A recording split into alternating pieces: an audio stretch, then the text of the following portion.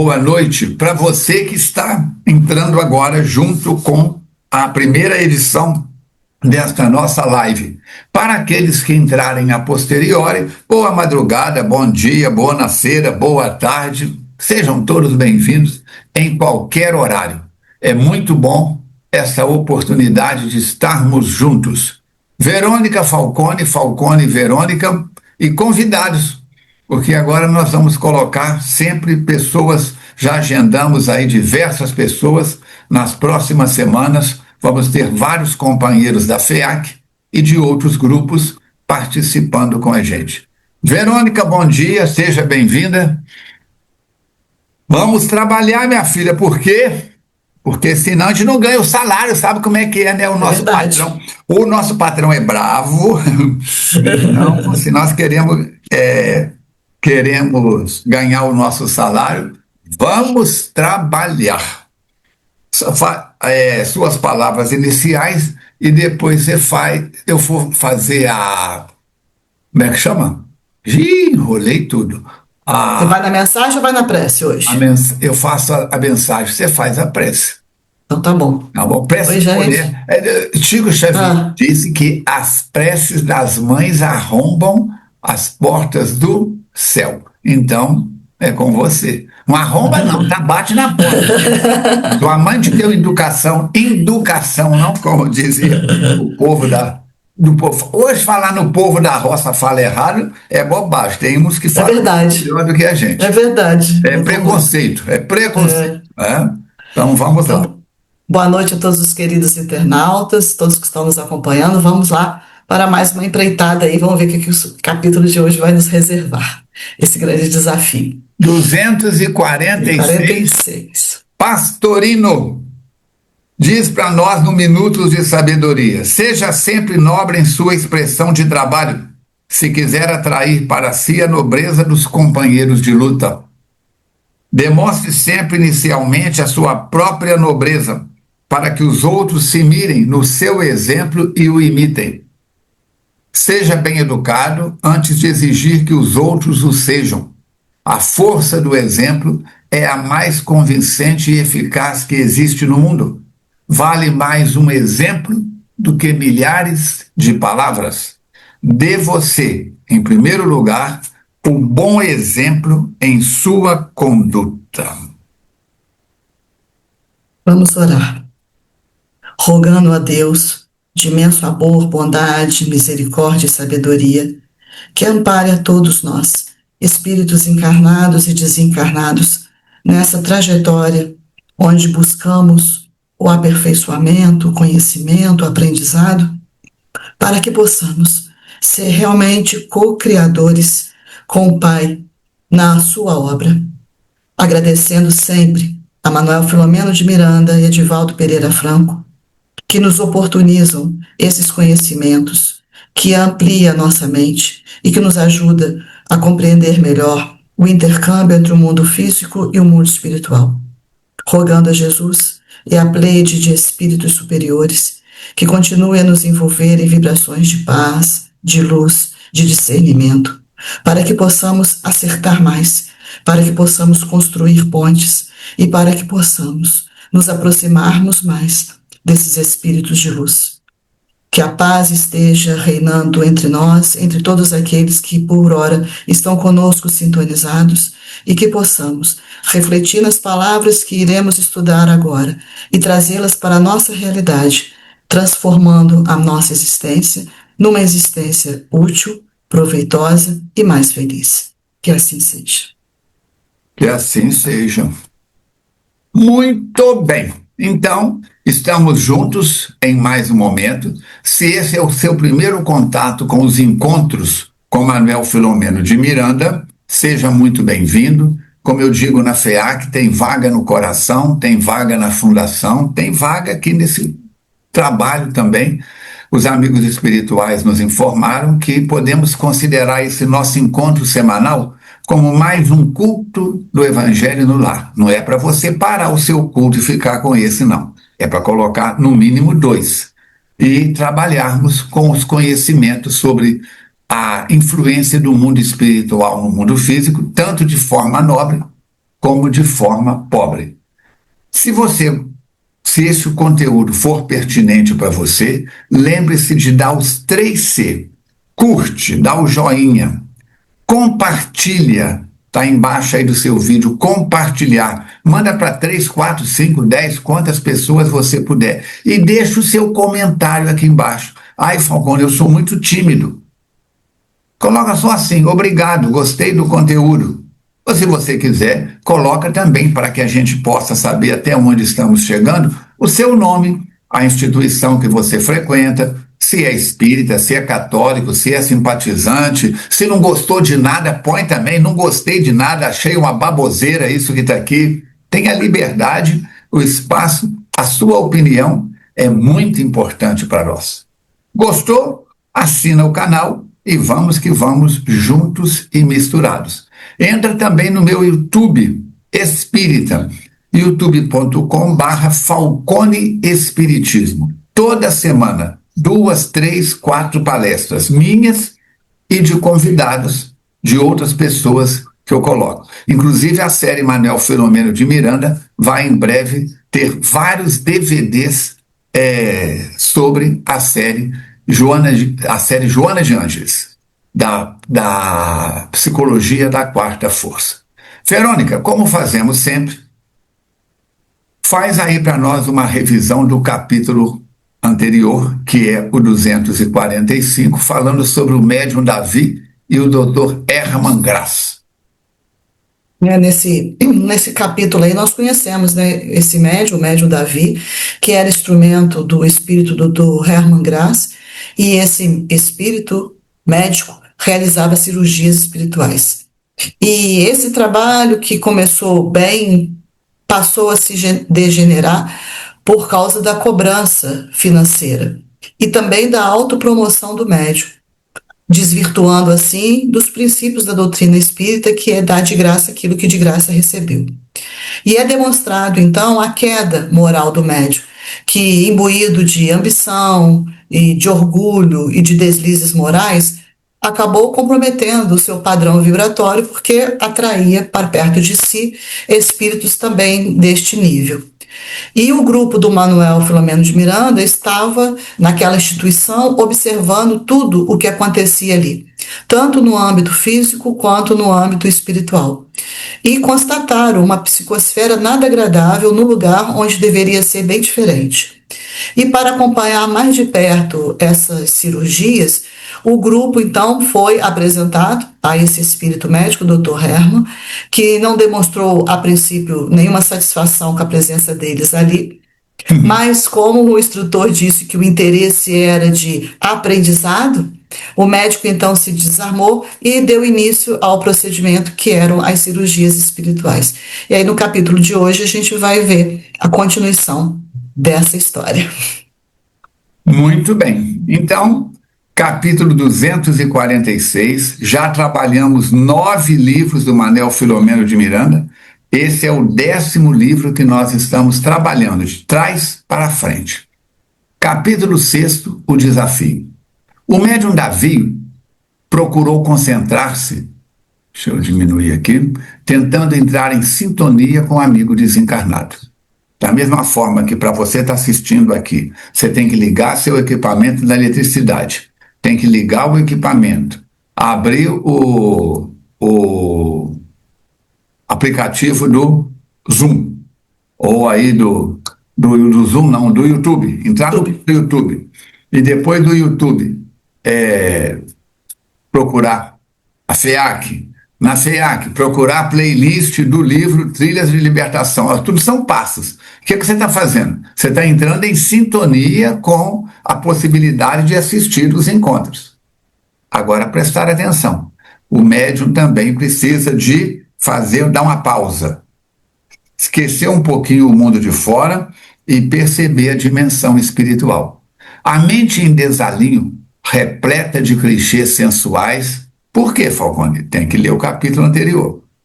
Impossibilitava-o de manter o pensamento numa faixa de equilíbrio que lhe propiciasse a dilatação do campo perispiritual, indispensável ao fenômeno da psicofonia e do comando do centro dos movimentos pelo desencarnado. Então, o que acontece?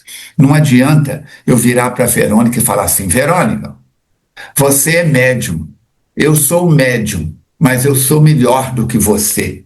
Mas por que, ô Falcone? Vamos pegar uma hierarquia militar. O meu guia é capitão, o seu é sargento. Que diferença faz? Capitão e sargento? Eu estou falando na patente militar. Mas vamos pôr no padrão moral. Meu guia é muito mais evoluído do que o seu. Seu guia é pobrinho. Seja o guia pobre ou o guia rico de padrão moral, só vai conseguir resultado se o médium se elevar. Terceiro livro de André Luiz, Missionários da Luz, o benfeitor espiritual fala: não intenteis fazer baixar até vós os espíritos superiores, aprendei a subir.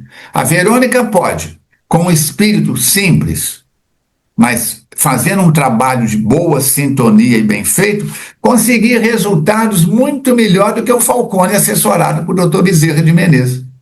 A Verônica é um piano afinado, é um violino afinado. O Falcone é um piano com tecla quebrada, violino com corda bamba.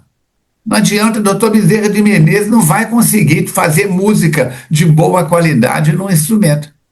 Se o médium não fizer a parte que ele cabe, não adianta. Meu guia é da Bahia, é do Rio de Janeiro, é do Pará, é de Porto Alegre. Não é assim que a coisa funciona. Então, nós vimos no capítulo anterior que, infelizmente, o Davi anda colocando os pés pelas mãos em comportamento pessoal. Olha o desafio aí. Ele tem que, entre aspas, fazer força para poder conseguir a conexão. As ideias vulgares cultivadas criavam um envoltório de energia densa, negativa, que impediam a exteriorização parcial do espírito encarnado e a captação que provinha do cirurgião espiritual. Gente, mediunidade é casamento. Hein, Falcone? Peraí. Casamento no sentido de caseamento. Olha aqui, vou abaixar o fecho. Eu tenho uma camisa e aqui tem um botão e uma casa. Se o botão for grande e a casa for pequena, não entra. Se o botão for pequeno e a casa for grande, entra. Mas qualquer movimento que eu faço, solta. Então tem que haver um equilíbrio entre o espírito e o médium. Tem que haver um equilíbrio de sintonia. É mão dupla. Por isso é que eu falo, é um casamento, um caseamento temporário entre dois campos de força. É igual num diálogo com um amigo. Se o diálogo está tranquilo, um entende o outro. Agora, o marido da Verônica torce para o time A. O Falcone torce para o time B. Nós começamos a conversar. Daqui a pouco começamos a trocar agressividades. Palavras ofensivas. Isso não vai terminar bem.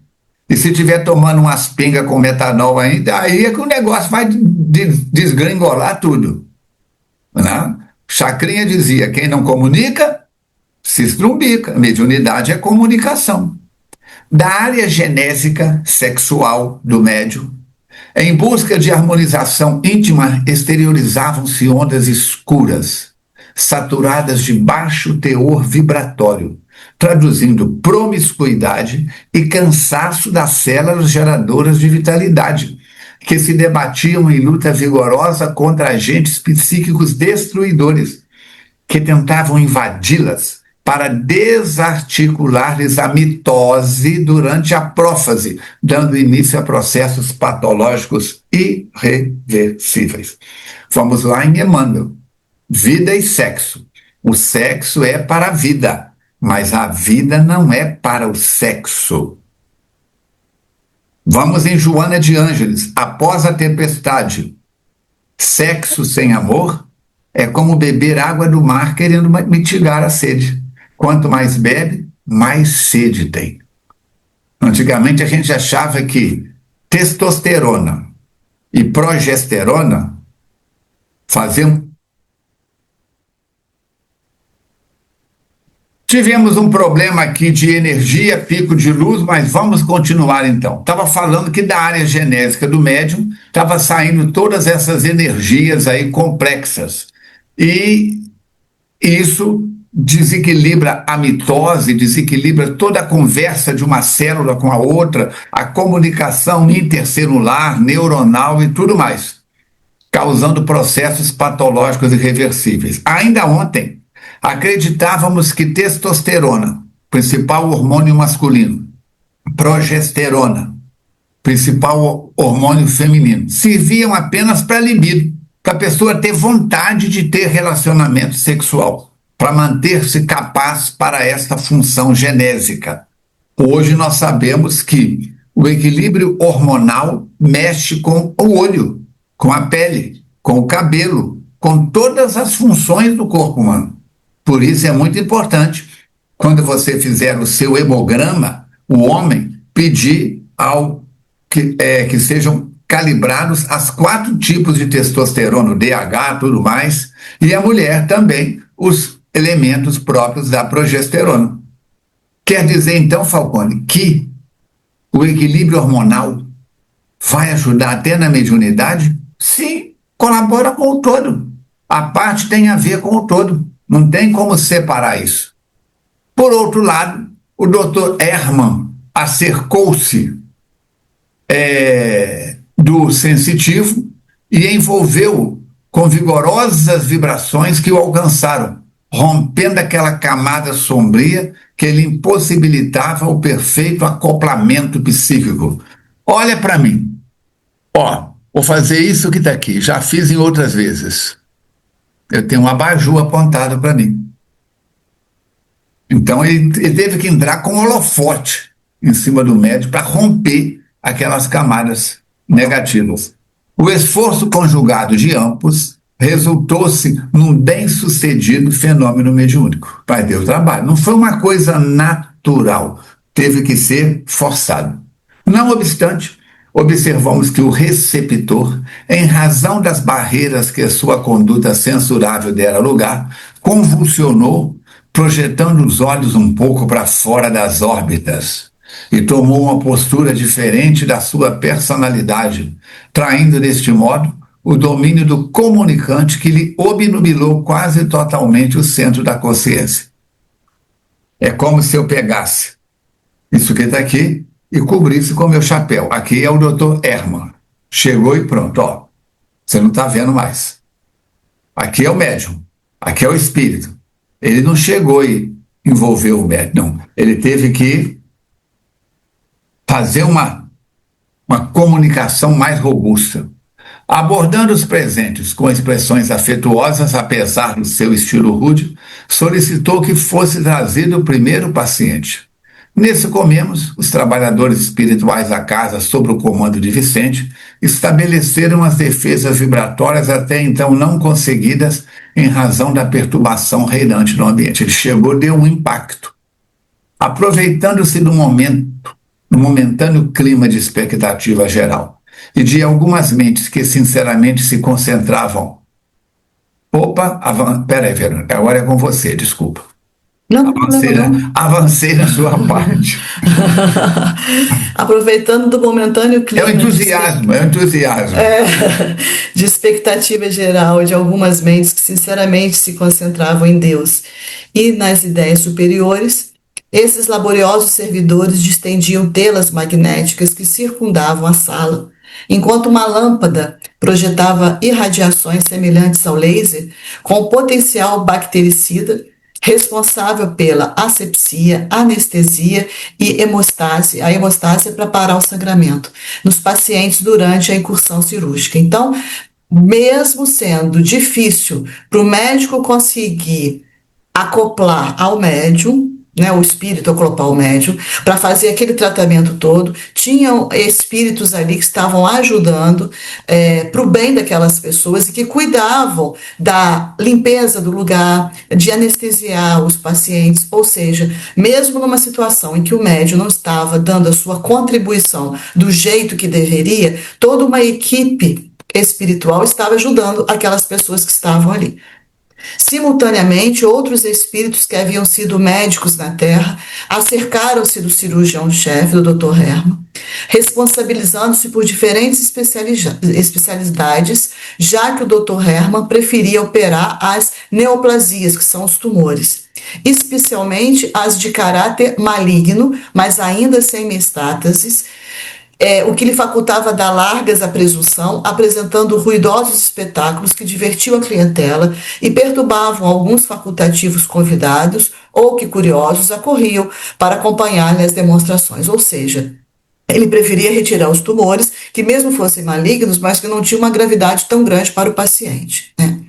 O que deveria ser realizado com unção e respeito naquele momento, que era para ajuda ao próximo, a pretexto falso de comprovar a imortalidade da alma, convertia-se em cenário para exibição teatral. O que ele falou aqui, Falcone, eu entendi assim, que ele fazia aqueles procedimentos cirúrgicos, mas que ele exagerava muito naquelas atitudes, que ele poderia fazer de uma forma mais comedida.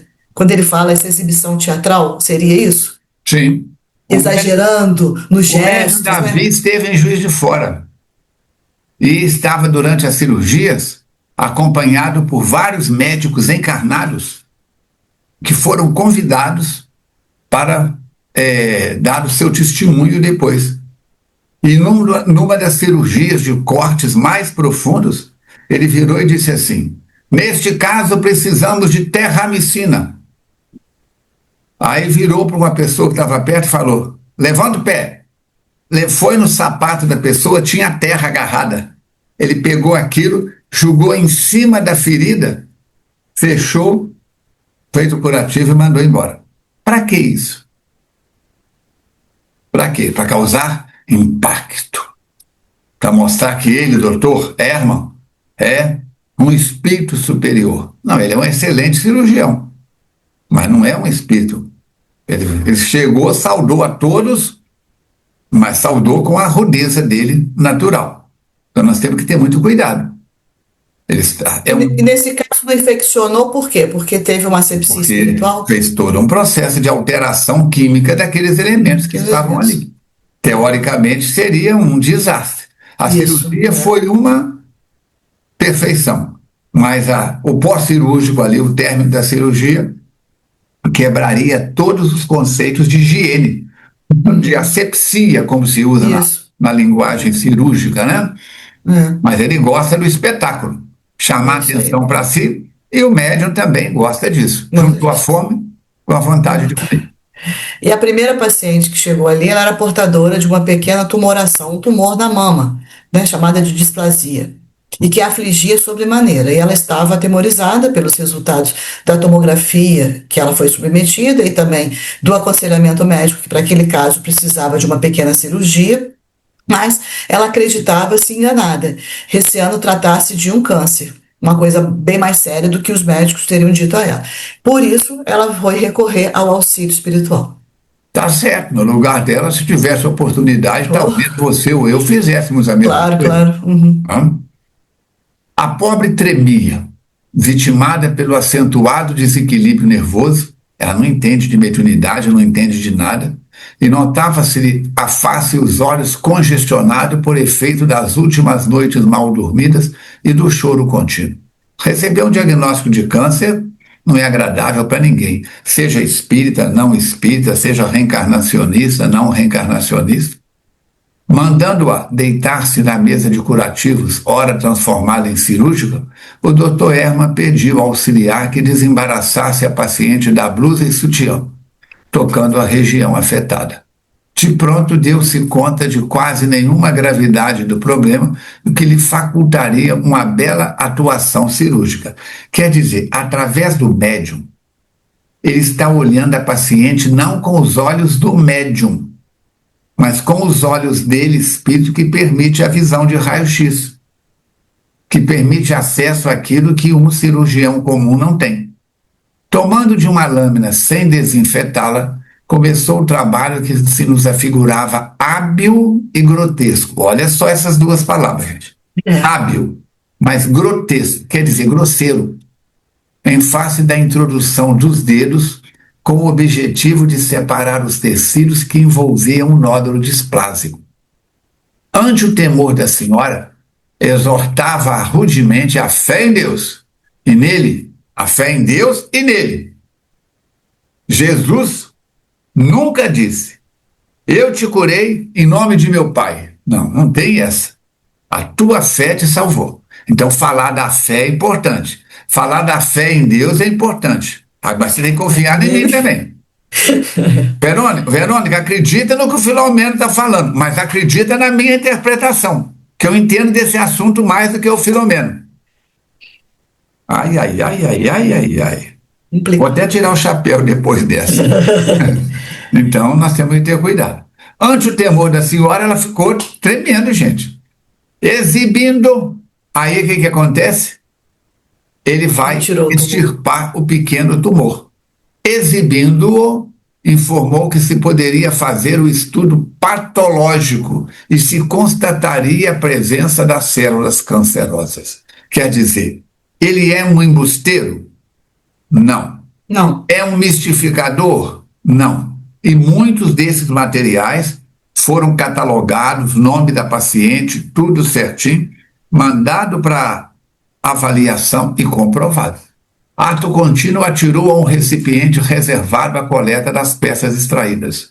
Uniu as bordas da incisão, da qual não brotava sangue, colou esparadrapo em cima, enfaixou com gás a operada, e todos sorrisos, diante de aclamação geral,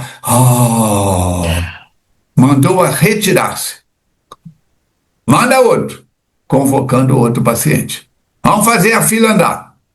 O novo cliente era portador de uma catarata que lhe ameaçava a vista esquerda, tal a dimensão que assumira. Assistido por jovem médico oftalmologista desencarnado e membro da equipe, fez a remoção daquela película opacificada e colocou um chumaço de algodão preso por esparadrapo sobre o olho, recomendando o curativo para 3 dias depois. Está fazendo o papel dele. Num procedimento cirúrgico hospitalar, o paciente seria preparado, teria que fazer um jejum, né? E seria acompanhado pelo anestesista, por toda uma equipe e aparelhos dos mais diversos ligados para toda uma estrutura de segurança. Aí é feita em questão de segundos. Uma cirurgia de catarata feita num campo mediúnico desse não demora 30 segundos. Não demora 30 segundos. Nossa, milagre. Não. Santo Agostinho dizia que não existem milagres. Existem leis desconhecidas. E aí, com isso, desfilaram ali quase 80 pacientes nesse momento, mudando um pouco os problemas que afligiam a cada um. Mas a maioria trazia perturbações psicossomáticas, enquanto alguns outros portavam enfermidades diversas. E, não obstante, não fora realizada cirurgia alguma de grande porte, ou em órgãos essenciais e de difícil acesso, embora tal incursão fosse possível também naquele momento.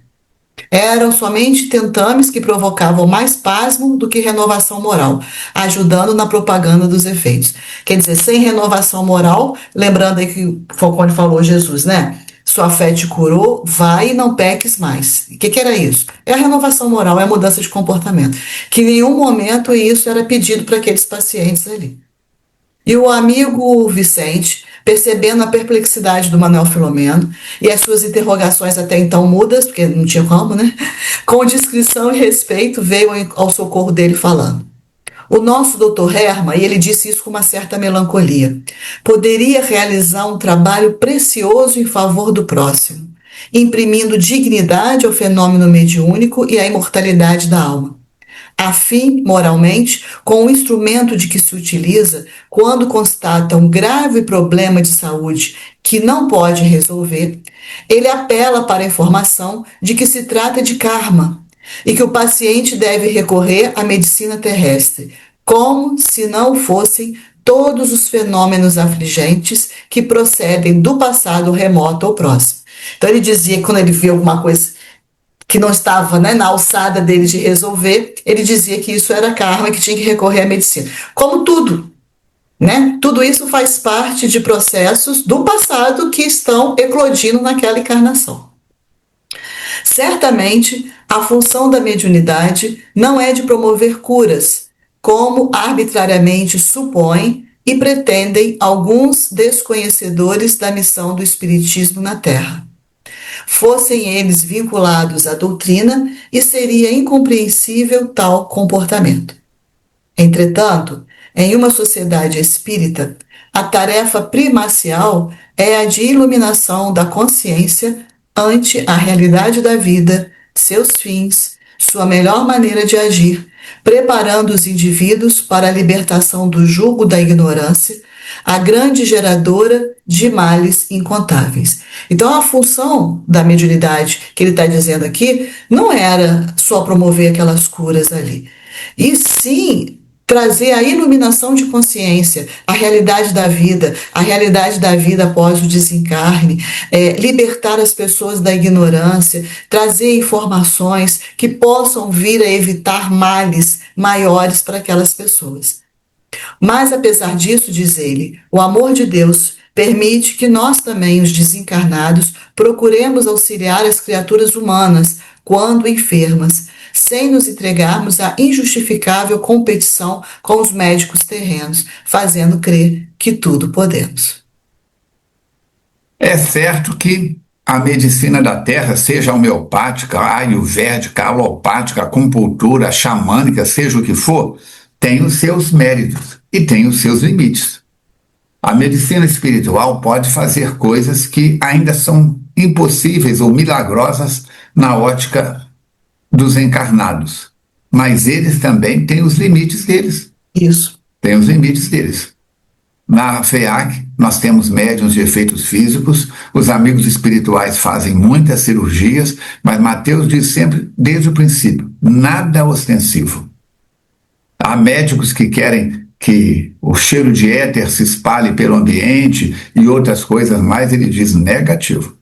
A casa, se cheia ou vazia, será por outros fatores, não pelo mediunismo.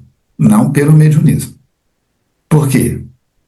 Já que tem os elementos com possibilidades de efeitos físicos e tem a espiritualidade que quer atuar nesse sentido, se deixar, se abrir as portas, a fila vai lá no posto de gasolina, 3, 4 quarteirões para cima. Não é isso? Como ficava nessa época, né, Falcone? Nessa época acontecia isso, né? Como ficava nessa época. Então nós temos que ter muito cuidado, porque tem o seu valor? Tem o seu lugar? Tem. É igual os médiuns que recebem psicografia, correio do além. O Chico, Divaldo, Raul e outros médiuns fazem isso com muita seriedade e propriedade.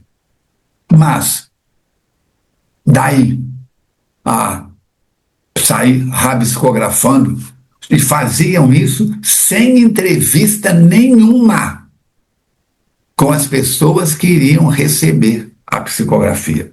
Hoje, sem nenhuma crítica, mas nós vemos companheiros trabalhando na área do correio do além e que têm contato com as pessoas da fila antes, distribui certo número de senhas, etc, etc, etc. É uma metodologia diferente daquela que eu acompanhei com Chico Xavier durante quase 3 décadas. A pessoa chegava, Chico, meu filho, não sei o quê. Não fala nada. Qualquer coisa que você falar para mim vai criar mais obstáculo do que facilidade. Chico chegava, sentava, psicografava e, é como ele mesmo dizia, o telefone toca de lá para cá. Hoje é dia 23 de outubro. Valéria e eu estivemos em Pedro Leopoldo este mês de outubro. Estivemos lá no dia 12 de outubro. Não, foi dia 12 não. Peraí, foi no dia 11 de outubro, no sábado.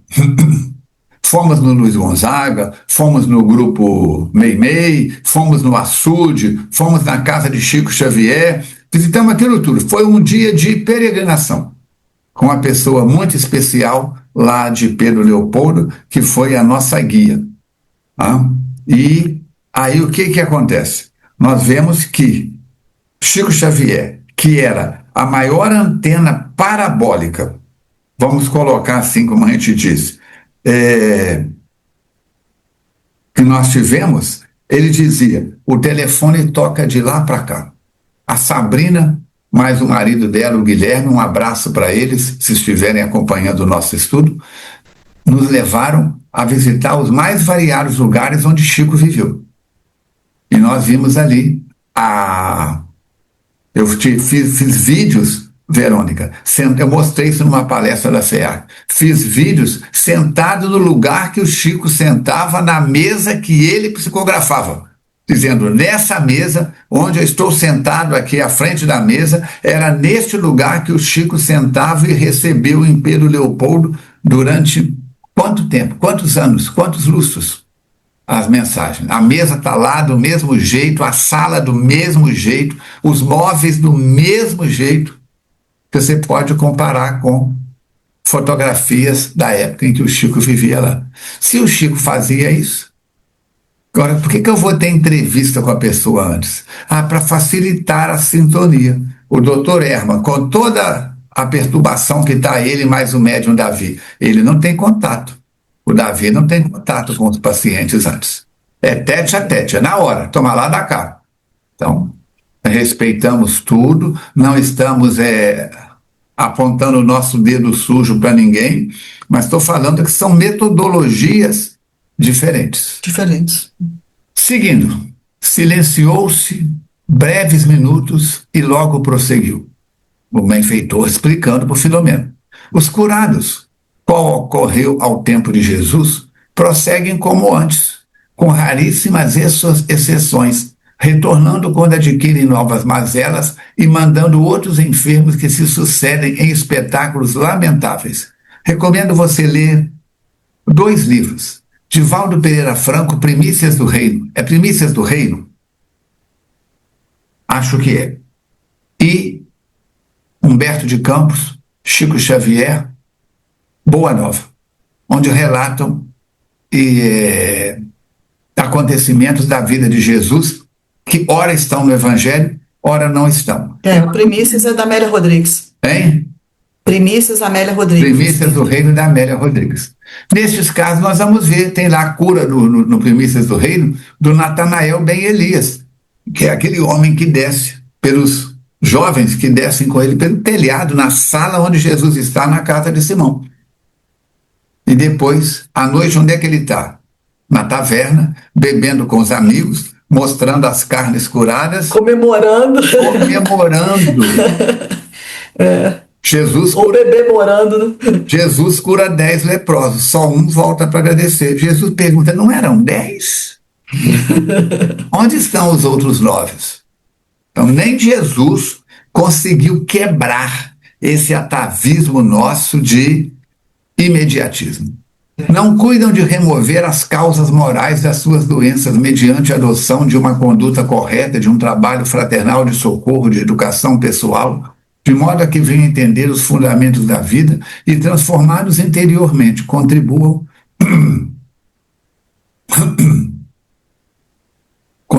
em favor de uma sociedade mais justa e feliz. Quando as pessoas chegam na FEAC e perguntam, tem sessão de cura? Temos 38 sessões de cura, grupos de estudos. Porque não adianta curar o corpo que vai para o cemitério mais cedo ou mais tarde, se não curarmos a alma. Somente quando o homem assumir suas culpas, responsabilidades, lei de causa e efeito, delas reabilitando-se, suas responsabilidades, aplicando-as numa vivência correta, sua consciência agindo com equilíbrio, é que ocorrerá a sua integração plena na vida com saúde e paz. utilizando-se dos mecanismos escapistas de que se aferra e escamoteando o dever, apenas logra adiar o enfrentamento com os problemas que gera, com as dores que desencadeia, portanto, consigo próprio. Ninguém se evade indefinidamente da sua realidade. Emmanuel vai dizer no livro Pensamento e Vida que cada um vive no ambiente que cria com o pensamento. Se eu penso só lixo, minha cabeça é uma lata de lixo. Se eu penso coisas equilibradas, minha cabeça é uma caixa de equilíbrio. Buscamos auxiliar esses labores que foram instalados em nossa casa, a nossa revelia, porque os necessitados, embora ignoremos os problemas reais que os tipificam, são credores de compaixão e amor, constituindo-nos oportunidade para treinarmos paciência e caridade. Acreditamos, porém, que, em face da conduta do pobre médium, em breve teremos esses serviços interrompidos. Quando então retornaremos às bases do compromisso que ficou esquecido. É um espetáculo. O circo chegou, armou o circo, tchan, tchan, tchan, tchan, o espetáculo, os personagens, desmonta o circo foi embora. Permanecemos em reflexões profundas, constatando a excelência e a oportunidade dos argumentos do amigo, considerando, sobretudo, a transitoriedade do corpo, que sempre está sujeita a alterações que decorrem de sua estrutura frágil e complexa, invariavelmente vítima da condução irregular que lhe impõe o espírito reencarnado. Espiritismo não é para quem quer, é para quem aguenta. Então vamos aguentarmos. Vamos aguentarmos.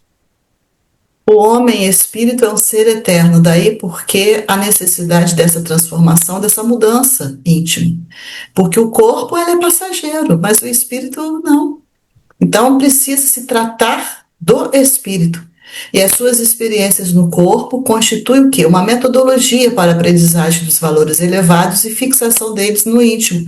Até essas doenças, até esses dissabores que passam no corpo físico, tem um objetivo o quê? O aprimoramento espiritual, a maneira como se encara, a maneira como passa por essa situação. Não me pude deter em mais amplas reflexões, porque nesse momento uma agitação e gritaria em frene tomaram conta do pequeno recinto, que é uma situação que já poderia ser antecipada, que isso no momento iria acontecer, né? Da maneira como ele estava tratando ali, né? Tratava-se de uma senhora de parcos recursos econômicos, então uma pessoa de uma simplicidade econômica, visivelmente mediunizada, em largo processo de obsessão, então ela trazia um obsessor com ela, e que ela vinha trazida à força por vários homens. Homens também simples, mas fortes ou grotescos, bulhentos. O suor lhe escorria em bátegas, quer dizer, em excesso, era muito suor, traduzindo o esforço de que se via um objeto, a força que estavam fazendo para conseguir carregar aquela mulher. Eu vi isso muitas vezes na fazenda. Eu lembrei disso também, dessas histórias que você conta. Ela estava aturdida, desgrenhada, com os olhos um tanto fora das órbitas, as mãos crispadas, a boca em rictos de crueldade, pálida e anêmica pela demorada vampirização que padecia. Quando foi atirada na direção do Dr. Hermann, gargalhou zombeteira. Então esses homens a levaram até lá, né? E ela veio num estado totalmente atípico, talvez, das outras pessoas que estavam ali. E aí ela grita para ele: "Eu o conheço, charlatão." Gritou com uma voz estentórica. E agora começa. Agora o enfrentamento aí. Verônica, eu não sei se você estava na FEAC o dia que aquele homem entrou pelo salão afora gritando comigo. Você estava na FEAC, não, né? Estava, mas eu estava lá embaixo. Eu vi sua movimentação tirando ele. Chegou um cidadão na FEAC uma vez, reunião de segunda-feira, a casa lotada. Ele subiu. Como é que é o nome dele, gente? Fugiu agora. E ele entrou. Quando ele entrou, eu senti a mudança de onda. O Mateus disse: "Mantenha-se tranquilo." E ele começou lá de trás a apontar para mim e a gritar. e gritando palavras de ordem e me ofendendo nos últimos furos. Um monte de homens levantou e eu disse: assentem todo mundo, atenção em mim, deixa ele falar que tudo que ele está falando é verdade. Dei razão para ele. Ele disse: você não vale nada, você é um charlatão, eu conheço a sua vida, eu vou pôr tudo em panos limpos. E eu continuei a palestra normalmente. E o pessoal com medo, eu falei: não põe a mão nele. E ele veio avançando, veio avançando. O resto da história eu conto outro dia. Então o Espírito vira e fala: eu conheço o charlatão. Gritou com voz estentórica. Por quê? Se aqui na Terra a gente tem um termômetro de pele e bate o olho e já sabe a possível situação interna da criatura, espírito para espírito é a mesma coisa. Percebi que os dois desencarnados viram-se sem a necessidade do instrumento ocular dos médicos. Um espírito viu o outro. O cirurgião aplicou-se, acercou-se e aplicou-lhe ruidosa bofetada na face da obesa, desculpando-se. Trata-se de um episódio histérico e este é o melhor recurso disponível no momento. Na minha juventude, eu assisti vários filmes em que as mulheres tinham uma crise assim, e os homens chegavam e davam 2, 3 tapas na face, e ela voltava. Agora, na Fazenda Paraopeba, você viu isso? O quê? Levar tapa? Não. Mateus, sabe o que o Mateus falava? E chegava em situações assim também, esse né? Mateus que eu estou falando é o Mateus que é um dos mentores da FEAC hoje. Eu trabalhei com ele dos 14 aos 23 anos. Mateus dizia assim: desamarra a pessoa. Ah, seu Mateus! Às vezes estava o pai, filhos, amigos, 3, 4, 5 homens para segurar um jovem, uma jovem, um homem, uma mulher. Ah, a camisa rasgada, tinham apanhado para poder conseguir chegar com o camarada. Apanharam, tomaram muito tapa na cara. Ah, seu Mateus, nós não vamos desamarrar, não. Se desamarrar, vai quebrar tudo aqui. Eu falava: tá tudo. E os médios, os homens, ficavam de costa para a fila. Estava acontecendo aqui, ó, atrás da gente. Ah, seu Mateus, nós não desamarra, não. Se não desamarrar, leva de volta. Aqui é a casa do Cristo, não atendemos ninguém amarrado. Aí eles começavam a desamarrar, mas já com um passo para trás para sair correndo. Quando desamarrava, o espírito partia para cima do Mateus. E ele, com a autoridade moral dele, dava conta do recado. Então percebi que os dois desencarnados viram-se sem a necessidade do instrumento ocular dos médios. O cirurgião aplicou a bofetada, tratava-se de um episódio histérico e este é o melhor recurso disponível. Notei que as pessoas estavam estarrecidas. Claro.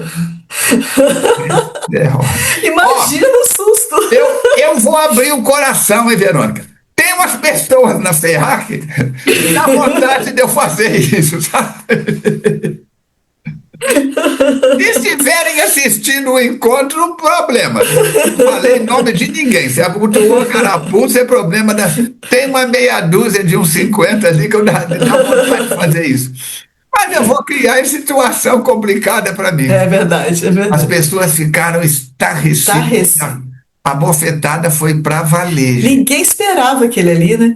E aí o obsessor ficou indiferente ao golpe que a sensitiva sofreu. Quem sentiu foi a médium, a amor era ali, né? Sem o temer, ele voltou à carga explodindo. Venho desmascará-lo e demonstrar que você não tem força para me afastar daqui. Eu o conheço. Por isso, impedi que a trouxesse antes. E ao concordar agora, resolvi enfrentá-lo. Vamos, expulse-me se pode. Nossa, situação realmente constrangedora, desafiadora para ele ali, né?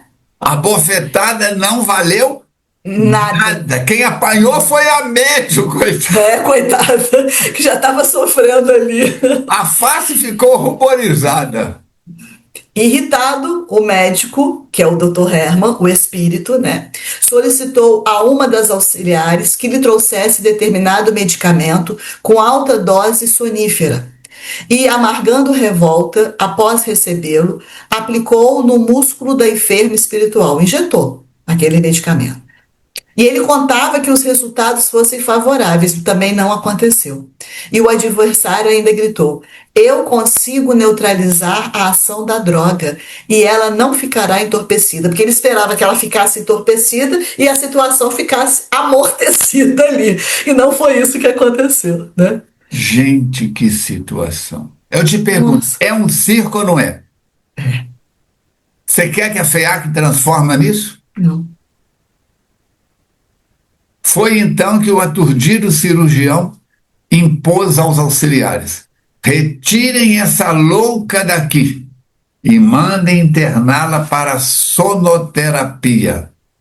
A sua alienação necessita de tratamento prolongado que não pode ser feito em tais circunstâncias neste local.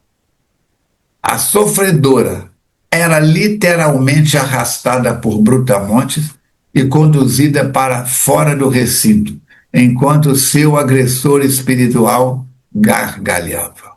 Arrastaram a mulher para fora, mas o espírito dando gargalhadas. E o médico sabia que não ia dar conta com ele, né, Falcone? Quem visse a cena poderia ficar estarrecido, mas assustado também. Também, claro. É Agora, quem assustador, entenda um mínimo de doutrina espírita vai ver que o circo, o mastro despencou, o pano do circo caiu. É lamentável, gente. Porque sabe o que é? Para aqueles que são inimigos da doutrina espírita, isso é um campo aberto para falar que espírito é louco, que espírito é isso, que espírito é aquilo. Eu estava mostrando para a Verônica antes de começar, nós temos um trabalhador na FEAC que é psiquiatra, Dr. Alexander. E o Dr. Alexander, ele trabalha em nível internacional com essa realidade do espírito. Deixa eu ver se eu acho aqui. Ah, pronto. Perdi o negócio. Oh. Cadê? Você não chegou a mandar para a Tuca? Ele está sendo... Não cheguei a mandar... Ah, está aqui. Ele foi entrevistado num programa. Está aqui, ó. Vamos ver se dá para ler, Verônica. Dá, Ciência da Vida. Ciência da Vida após a Morte. Dr. Alexander Moreira Almeida. Anota isso que está aí para você ver. É um trabalhador da FEAC, psiquiatra, professor de psiquiatria na Universidade Federal de Juiz de Fora, reconhecido internacionalmente. E este homem, dando uma entrevista sobre Ciência da Vida após a Morte, desmistifica nessa entrevista um monte de coisas que pseudos conhecedores aí dão opinião. Verônica, o que você acha? Tomate é fruta ou não? Tomate é fruta ou legume? Responde. Fruta. Fruta. Ah, então eu vou pôr na salada de fruta. Ter conhecimento que o tomate é fruta é uma coisa, a maioria das pessoas acha que é legume. Mas daí pegar essa fruta e colocar na salada de fruta, como diz o outro, vai dar problema, vai dar problema. Nem toda fruta é aconselhável na salada de fruta. O tomate é uma delas, a melancia é outra. Então nós temos que pensar nisso. Ele não está dando opiniões, ele está dando resultado de pesquisas, mostrando bibliografia, citando nomes internacionais e mostrando a competência. Ele criou aqui em Juiz de Fora o NUPES, Núcleo de Pesquisa Universitária sobre Espiritualidade. É muito interessante. Bom, voltamos aqui para o assunto. Todos se encontravam desagradavelmente surpresos. Tinha que estar, né? Tinha que estar, porque uma situação daquelas, as pessoas foram lá para se curar. As pessoas com dores, com sofrimento. E ver uma situação dessa, e ainda ver o médico agredindo alguém que ele deveria estar ali ajudando, curando, encaminhando, acolhendo, e esbofeteia, tem que ser uma surpresa desagradável mesmo, né? E o Dr. Herman, porém, dando mostras de hábil estrão. Estrão é aquela pessoa que tem um jogo de cintura, que consegue sair das situações, né? Passou a desviar a preocupação dos presentes, provocando riso, como se aquilo ali tivesse sido algo engraçado, e colocando o lamentável incidente em plano secundário. E algum tempo depois, o espetáculo estava encerrado e as pessoas retornaram aos seus lares. E fechando o capítulo, o doutor Carneiro propôs-nos então acompanhar o médium. Gente, agora o circo vai pegar fogo. Ver o que vai acontecer com o médium. Se o capítulo de hoje é o desafio, né? O próximo capítulo que nós vamos enfrentar aí, o título dele vai ser nada mais, nada menos do que comprometimentos negativos. Acabou a reunião. Saímos todos da FEAC e vamos para uma churrascaria, comer à vontade, beber à vontade e ter uma noite. Falar mal à vontade. Falar mal de fulano, de Beltrano, pintar e bordar. Então, temos que pensar, a reunião continua, o trabalho continua, mas cada um sabe de si, cada um sabe de si. Então nós temos que ter muito cuidado, muito carinho. Fica aí então o capítulo 246, capítulo 5º, vale a pena ler de novo pelo menos 2 vezes, depois desses comentários soltos que a Verônica e eu fizemos. E no próximo capítulo, provavelmente com um dos convidados aqui embaixo participando, ou de lado aqui na tela participando com a gente, nós vamos continuar aí viajando pela obra do Manuel Filomeno de Miranda, não é isso? E sobre o capítulo, nós temos também a colaboração hoje do poeta anônimo, que vai falar sobre o desafio o seguinte. Você viu que está aumentando, né? O número de pessoas querendo saber. Você viu que quinta-feira te perguntaram, na outra quinta-feira. Está aumentando o número de pessoas para saber quem é. Sujeito oculto indeterminado. Nem a Verônica sabe quem é. Não adianta apertar ela que ela não sabe quem é. Já me apertaram, falei isso. Já te apertaram também? Já. Não adianta. Vem conversar comigo que eu tenho resposta. Mediunidade é sagrada. Não se presta à exibição. Quem serve a Deus com humildade, age sempre com o coração. Não basta impor as mãos, nem curar só por vaidade. Sem reforma e compaixão, não há luz na caridade.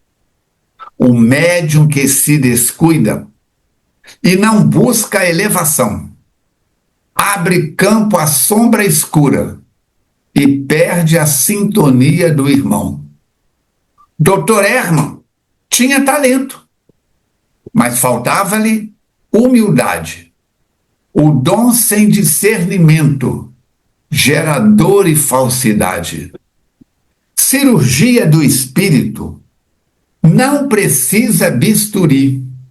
É o amor que faz o corte, que ajuda a alma a florir.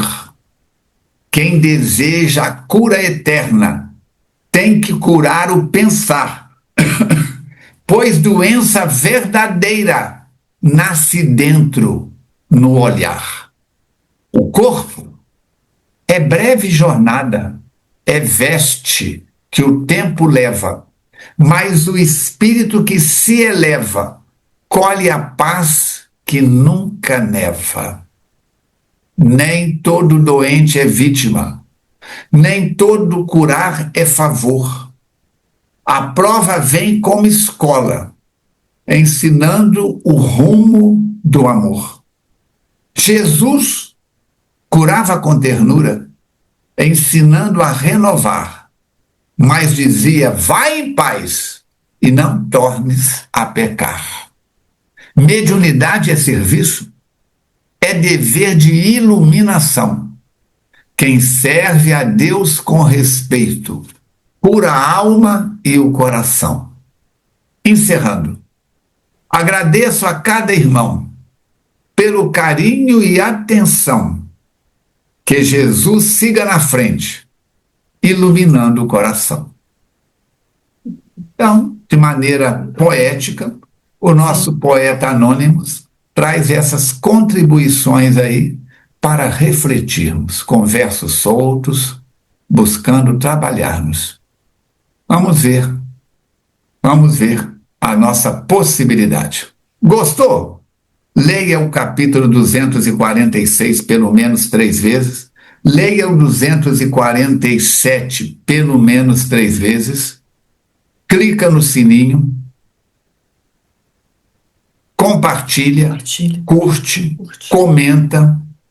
Não só este programa, esta live, mas todo e qualquer assunto espírita que você vê. Comenta, deixa o seu registro, para que o algoritmo da plataforma possa reconhecer e multiplicar. Entra também no youtube.com/Falcone Espiritismo. Falcone com I de Itália. Siga o Instagram da FEAC, @FEACnet. Siga o meu Instagram, @FalconeArmando, para que você possa ter acesso a mais assuntos pertinentes. Ajude-nos a chegar ao maior número de pessoas. Por quê? O bem não faz barulho, e o barulho não faz bem. Mas você e eu, nós juntos, todos nós que estamos aqui nesse momento, nessa egrégora de luz, podemos multiplicar bênçãos. Assim, agradecendo sempre, vamos preparar-nos, porque temos 7 dias e 7 noites pela frente, até o nosso próximo encontro. Verônica, suas palavras finais. Agradecendo sempre a companhia, as boas vibrações de todos, o feedback que a gente tem recebido das pessoas que estão acompanhando com a gente. E vamos continuar perseverando aí, porque tem muita informação ainda pela frente e coisas muito úteis e muito importantes para a nossa vivência e para a nossa experiência pessoal. Contamos com vocês na próxima quinta. Por mais desafiador que seja a sua situação, olha aí, ó, se estamos presos pelos elos da corrente, podemos romper os desafios e criar a asa do amor e da caridade. Espíritas, amai-vos, eis o primeiro ensinamento. Instruí-vos, eis o segundo. O nosso abraço para cada um de vocês. A água fluidificada, mesmo que você assine a posteriori, deixe para ser fluidificada. Os amigos espirituais estão antenados, visitando você onde quer que você esteja. Se tiver tempo e interesse, se não conhece, assista programas anteriores a este, dos outros 9 livros que já trabalhamos. O nosso abraço para a Jussara, para o Chave nos bastidores, para os companheiros que venham a participar conosco e sigamos perseverando. Conforme está no Evangelho, somente os que perseverarem verão a Deus. Vamos encerrar dizendo, amigo e mestre Jesus, obrigado, obrigado, obrigado pela oportunidade do reencontro. Abençoe o Dr. Herman, onde ele estiver, encarnado ou desencarnado. Abençoe o médium Davi, onde estiver, encarnado ou desencarnado. Ajude-os para que possam, quem sabe, em tempo oportuno, trabalharem juntos novamente, de forma mais cristã, de forma mais harmoniosa, já que ambos têm um potencial extraordinário. E ajuda a cada um de nós a realizarmos com os nossos pensamentos, com as nossas palavras, com as nossas atitudes, cirurgias em nós e nas pessoas com quem convivemos. Ajuda-nos a dignificar as palavras, a conjugar os verbos amar, perdoar, exemplificar, reconciliar, com mais frequência. Ajuda-nos a curar o espírito, para que o corpo viva mais tranquilamente e possamos avançar, fazendo do dia de hoje um degrau para avançarmos para frente, para o alto. Dando graças a este Deus de amor e bondade, a todos os espíritos que nos assistem e protegem, encerramos o estudo desta noite, dando graças a Deus. Que assim seja. Que seja. Obrigado, obrigado, obrigado. Perseveremos. Verônica, muito obrigado pela paciência comigo. Marnel, Filomena, Divaldo, onde estiver, e demais espíritos amigos, doutor Carneiro, luz, sabedoria e até o nosso próximo encontro. Saúde e paz a todos.